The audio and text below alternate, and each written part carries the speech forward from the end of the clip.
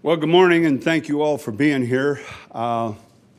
We spent the last 18 days working very, very hard to come to some sort of resolution for the unfinished work of the first regular session of the 63rd legislature. And obviously, the most important of that unfinished work, although I could probably add to a few other things, was the failure of Senate Bill 1067. Senate Bill 1067, as most of you are very much aware, puts us in compliance and in, if you will, in a partnership with the other states of the United States for child support.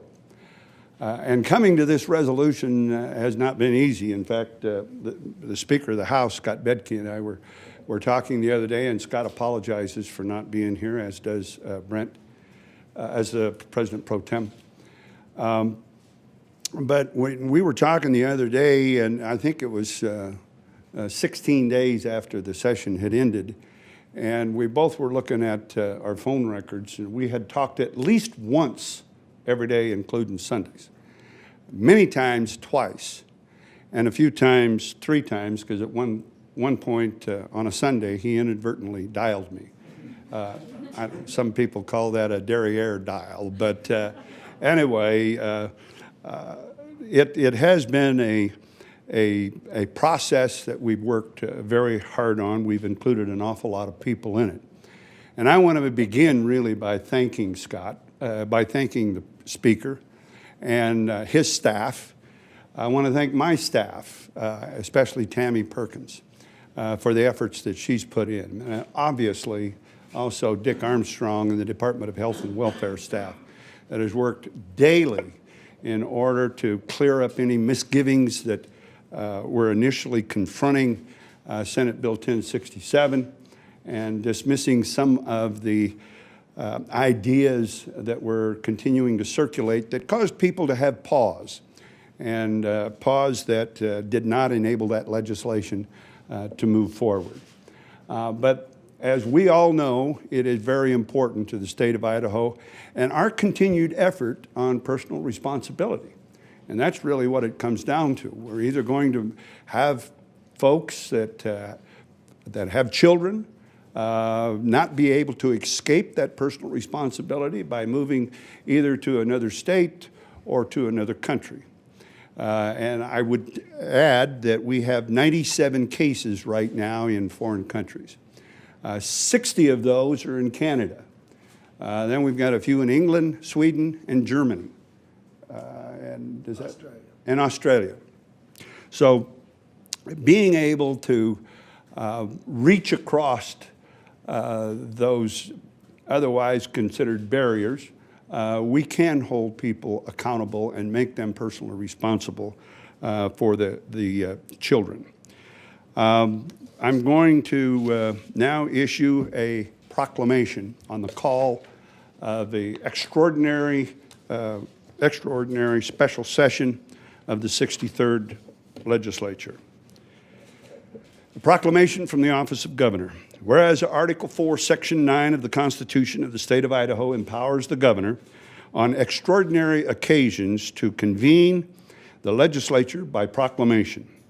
And whereas there is a concern about the effects of a tabling previous legislation that was intended to bring our state into compliance with the National Child Support Program, which was created through a federal-state partnership. Whereas there is a compelling public interest in maintaining Idaho's established child support program, which provides services to more than 400,000 parents and children with child support cases. Whereas there is a need for Idaho to operate in full compliance with the reciprocal interstate process as provided by the Uniform Interstate Family Support Act. Whereas an extraordinary session occasionally, an extraordinary occasion concerning child support services requiring emergency attention has arisen in the state of Idaho, which makes it appropriate and desirable to convene the 63rd Idaho legislature in an extraordinary session. Now, therefore, I, C.L. Butch Otter, Governor of the state of Idaho, and by virtue of the authority vested in me by the Constitution and laws of this state, do by this proclamation convene the 63rd Idaho Legislature in extraordinary session in the legislative chambers at the Capitol in Boise City in Ada County, Idaho, at the hour of 8 a.m. on the 18th day of May, 2015, for the following enumerated and no other purposes: to consider the passage and enactment of legislation amending and adding to the Idaho Code relating to the Uniform Interstate Family Support Act and other laws, in order to maintain a compliant state program of child support services in Idaho uniform with all other states, in the establishment and enforcement of interstate and international support orders to ensure our state's policies for recognizing foreign judgments that are preserved. The extraordinary session of the legislature convened by this proclamation shall have no power to legislate on any subject other than those specified herein. I hereby direct and require that a copy of this proclamation be delivered to the Lieutenant Governor, to each member of the 63rd Idaho Legislature, to the constitutional officers of Idaho at the earliest practical time. In witness whereof, I will hereunto set my hand and cause to be affixed the great seal of the state of Idaho in the capital of Boise on this 29th day of April in the year of our Lord, 2015, of the independence of the United States of America, 239th, and of statehood of Idaho, 125th. Signed, C.L. Butch Otter, and attested thereto by Secretary of State Lawrence Denny.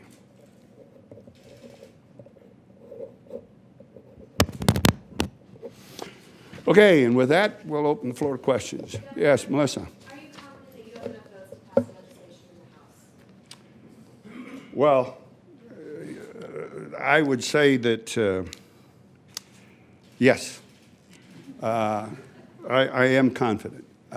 We were in hopes that we could pass out a draft today, but we still have some fine tuning to do on that.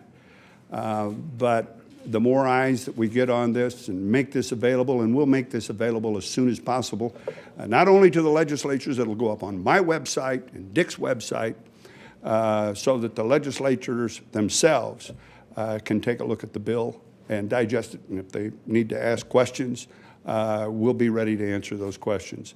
But I feel certain that all the meetings that we've had and all the get-togethers that we've had and all the different times that we have written and rewritten that legislation, that I think we've touched all bases. So I feel confident, but I always caution folks that you never know what's going to happen. Has the speaker communicated to you specifically which committee members or how many committee members will change their vote? I'm not prepared to answer that, Bill. We have talked very often to many of those folks, and they have been part of this vetting process. They have been part of the effort with Dick Armstrong and the Department of Health and Welfare and other folks to make sure that we have answered all questions, especially for those that had questions about it. We have had engaged, I don't know how many phone conversations with the Health and Human Services and the child support folks in Washington, D.C., vetting every time the language that we are going to be proposing in the RS. And they're comfortable with that language, some minor amendments to the language? Well, you know, if you've got 10 or 15 folks out of 105 that are aware, now everybody's going to be aware that we are going to have a special session. But we were reticent, I was reticent to call a special session until we had gone through that process and answered those questions and satisfied some of the inquiries that folks had.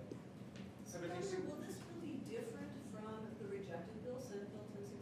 And if so, in what way?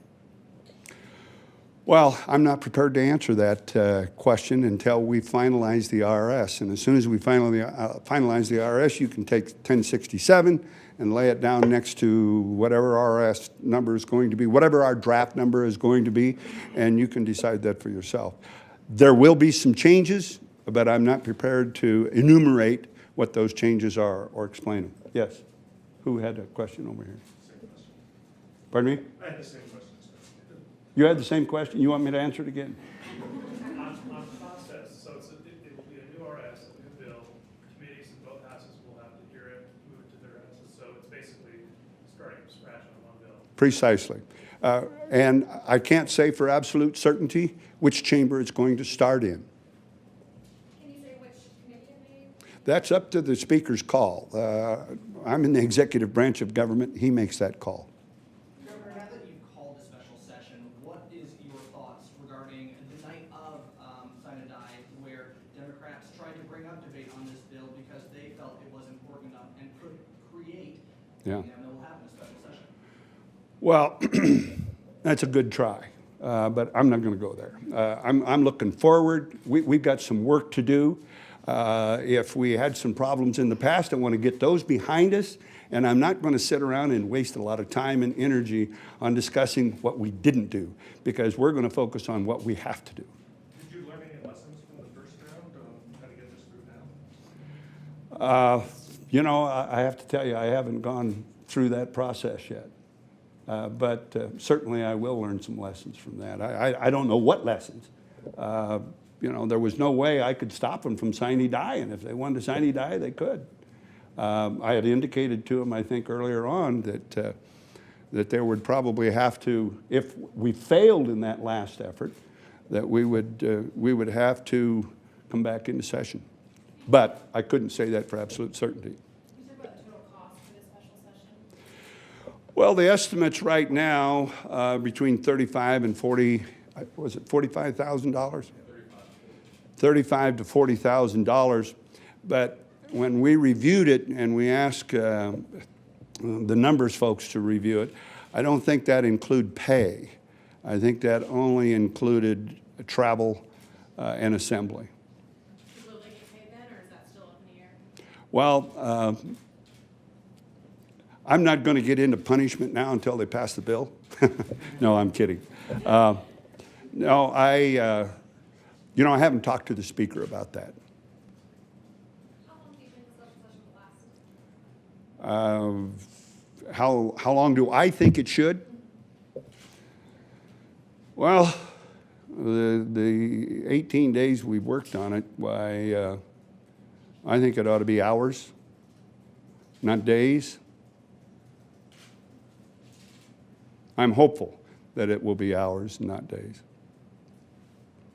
Any other question? Yes, Governor, the final bill that you took action on from this year's regular legislation. Wait a minute. Any other question on this? Can you talk briefly, just, it's been since 2006. Sorry, Betsy. Since we've had a special session, why is this such an important issue? Can you just kind of talk about the scope of this and how necessary it was to make sure this got handled? Well, you know, the focus by you folks in the media has been on the $46,000, which is the $16,000 that we, or $16 million, I'm sorry. The $16 million that we actually spend in sharing the information and being able to access those federal records of where people have moved in the state of Idaho, or in the United States. The $40 million is part, pardon me, another $30 million is part of the TENF funds for child support. But in the overall scheme of things, Dick, the Health and Welfare Department under their child support collects over $200 million a year in child support. It comes into the agency and then goes back out to the dependent children for their support. If we weren't to have either the access to the federal system, if we weren't to have, we're not to have the other child support for a temporary need that families have, we would only be able to access, we would only be able to provide for those who voluntarily pay in. And that's what, 20 million? Somewhere in that neighborhood, yes, sir. About 20 million that people actually pay in to the department so that that money, pay in under an order, so that that money could then be sent out to the dependent recipients. So, you know, you're talking, and I think at one time I asked the question, how much are we behind in child support in Idaho? And I think your answer was 600 million. That's correct. So, you know, if you started adding $200 million a year to the 600 million, it wouldn't take you too many years to get to over $1 billion. Because once again, for those that are going to pay in voluntarily, that recognize their personal responsibility and recognize the importance of that court order. Governor, what was your approach in making the decision to call this special session? Did you approach it lightly? Oh, no, I have to tell you that it was an arduous process.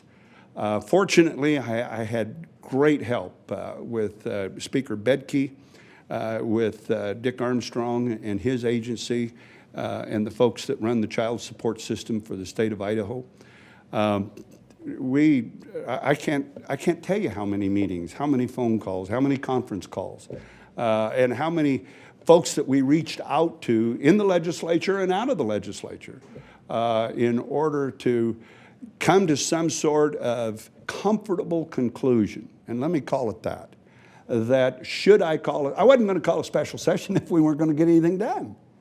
And so I am cautiously comfortable that we will be successful. And that's where we needed to get to, and that's why it took that long to get there. Governor, you pretty much said there's no guarantee that this will pass. Is there a backup plan if this does in fact fail during the special session? There is no alternative. We've discussed executive orders. We've discussed every other opportunity or every other possibility. A special session and a successful special session is the only way that we can hold people personally responsible. That's the only way. What are the consequences of failure then? Well, I think I just went through that. First, you start with not having access to where these folks are so that we can get an order to find them no matter what state or country that's a signatory to that agreement. So there's 16 million, another 30 million in the temporary assistance for needy families. And then, of course, how many people will voluntarily pay in? You know, it's the deadbeat parent that we're after here, and it's our responsibility to make them responsible, to hold them, responsible. Are you of the understanding that the entire treaty would fall apart? We've heard that before. Yeah, well, you know, that very well could be. That if not every state, I have heard that as well, but I have not verified that. I think that would probably be a possibility. But it would certainly put us in the shadows. We would not be able to access people if they moved into any other state. We would not be able to access their information and their address, nor to serve a court order on that person, which would obviously be honored by the courts in the other states. So I know this would be up to the committee chairman, but if you're hoping for a special session that's going to be hours instead of days, are you going to be encouraging public testimony to the committees? Once again, I think that's going to be up to the call of the committees that are going to treat the initial introduction of this legislation, the final writing of the legislation. I think it's going to be up to them, and my reach doesn't go up to the third floor.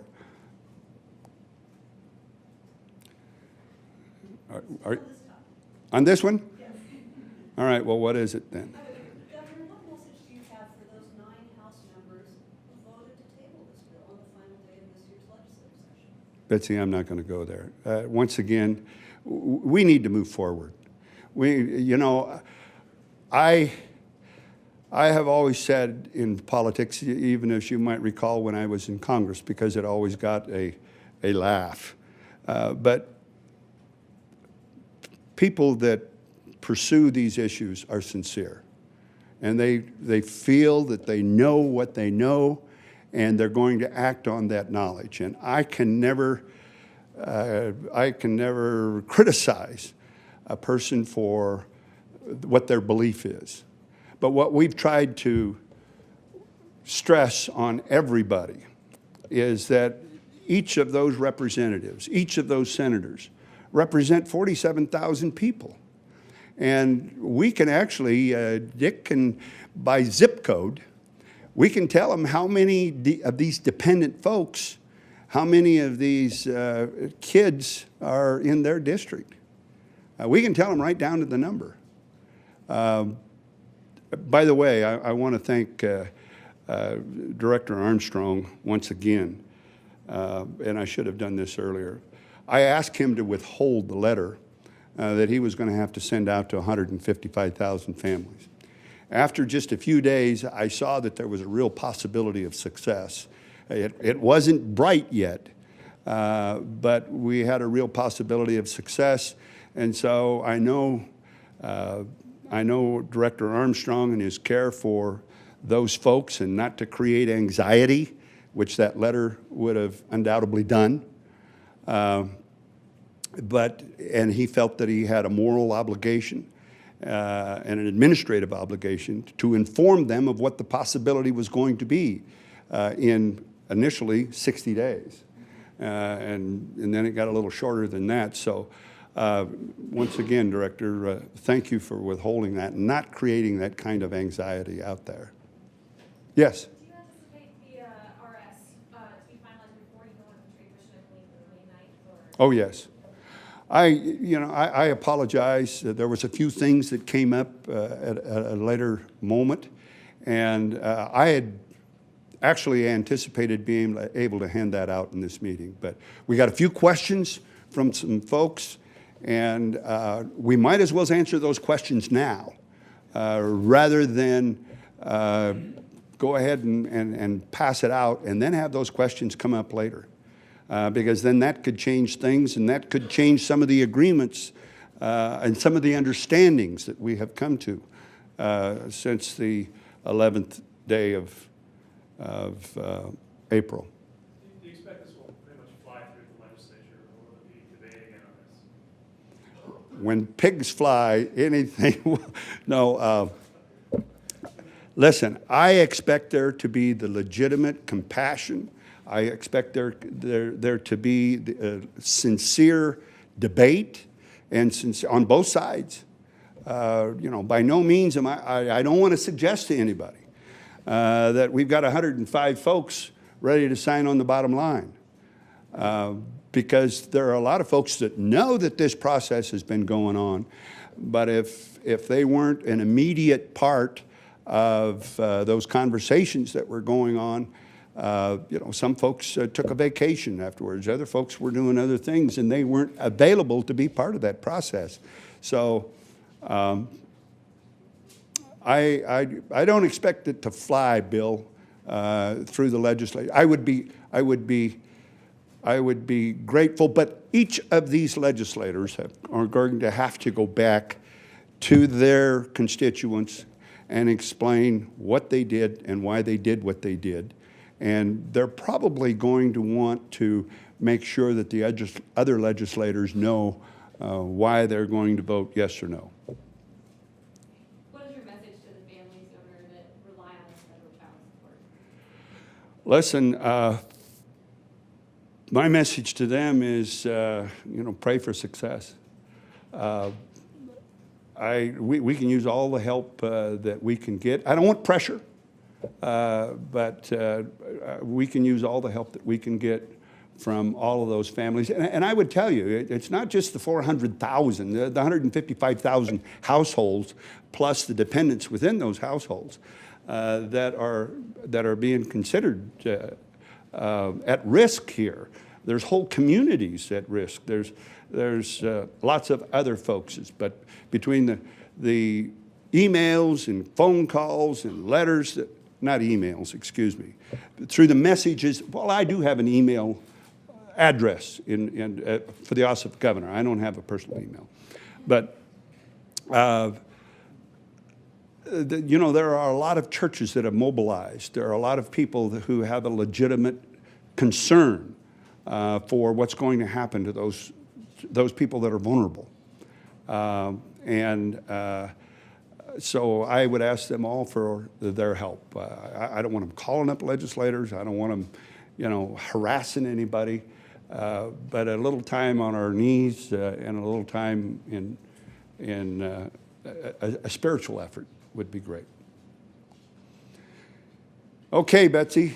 All right, Governor, the final bill that you took. Oh, wait a minute. I apologize again. Is there anybody else have anything on this? Okay, Betsy. The final bill that you took action on in this year's legislative session, you allowed it to become law without your signature. Generally, when you do that, you're sending a message. And in this case, it was the budget for the State Department of Administration that showed a significant decrease in state general funds. What was the message you were sending by not signing that bill? Well, I reluctantly agreed with the legislature to move some things out of administration, the IEN, and it's. I reluctantly agreed to that, and that was the biggest amount of money that was moved out of administration. But and I know that I'm going to be going back after the interim between now and next January 1st, and ask the legislature to reconsider where we're going to put that. The task force that we're putting together, which are tech folks, which are folks that will draw from information from other states on how they've managed and what they've done and who runs their education network. And so it was just an effort to say, I didn't really agree with you moving that. I understand, but I didn't agree with you moving that. So that's all it meant. Ladies first. Thank you. I was just curious, have there been any movement on the investigation into the legality of instant horse racing that you mentioned you wanted to launch when you vetoed the repeal of instant horse racing? No, not that I'm aware of. We have received some letters from attorneys on an administrative taking. But that's the only thing that even hints so far. I fully expect there to be one, but that's the only thing that hints at any kind of a lawsuit relative to the horse racing veto. Yes, sir. Read in Boise Weekly this morning that your man to the left of you up there has actively crafted legislation to expand Medicaid under the guise of Medicaid redesign. What we hear from you is left. Sorry, my left. Oh, okay. I missed the memo. I know Governor Kunz is never on the left. Anyway, Excuse me. So the question was? what we hear from you constantly is that you're going to leave it to the legislature, but you're a member of your cabinet. Right. Is working to expand Medicaid in Idaho. So the question is he acting on his own, or is the Otter administration openly endorsing Medicaid expansion in Idaho? Once again, if you'll go back to the Supreme Court decision in June of 2010, and we convened a leadership meeting immediately with the legislature. And the question was, the request was, Governor, we don't want you to act on this yourself. What we want you to do is get us the information. Get us, if you've got an RS that you want to provide to us for us to consider, that's what we want you to do. But we want to be part of the insurance exchange, and we want to be part of Medicaid expansion. And so I'm holding true to that guarantee and that promise. So if we are requested from time to time in the agency that some legislator wants to take a look at a piece of legislation and what it would look like, we're honor bound by that pledge in order to provide that kind of information. What's the current timeline with Teresa Luna's involvement in the Department of May 8th. May 8th? May 8th. Okay. Anything else? Where are you going on your transition? Pardon me? Where are you going with We're flying from here. We're going into Peru. We got 16 companies that are going with us. I was amazed. I've been to Peru quite a few times when I was in my other life. And we're going into Lima. And we've got 16 companies going with us. And then we're 2 days there. And then we're 2 days back in Mexico City. And we'll have a couple of other companies meet us there. And then I'll be home on the 16th, just in time. All right. Thank you.